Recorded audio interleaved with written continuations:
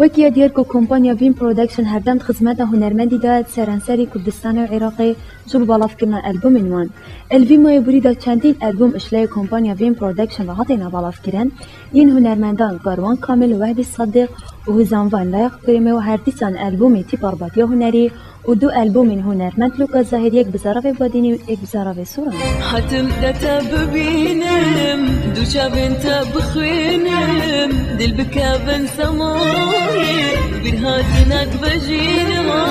Hatim de te bibînim, du çavên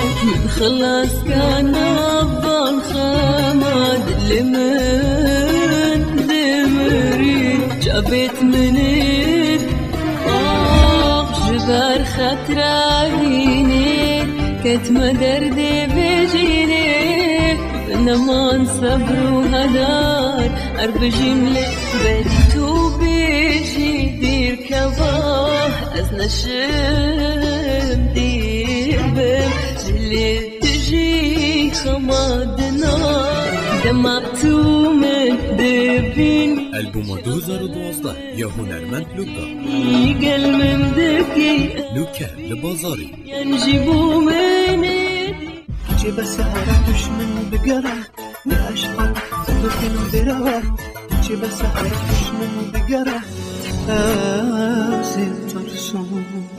الجيران كتخويت كغنتيني سبزمرة زرناك تتخابين بعشقا وتدشين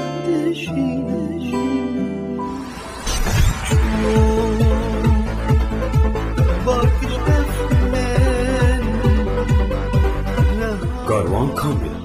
2012 Lükel Pazar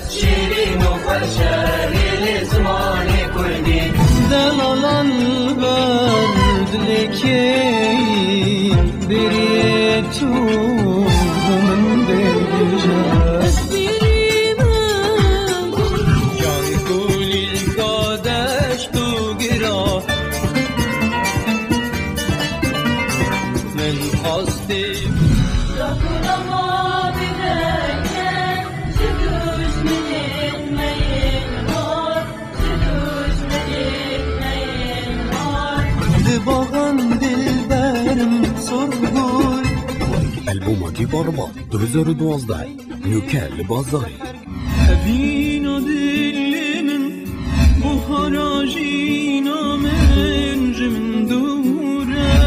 Devina ve damın khusut Zide çimaya ez bikem Bu ciyidil disavgul ma yazid Evina me تجيجينا بنا خوشي والناجي بكو كرما نجرزينا الكتل من بخفاجي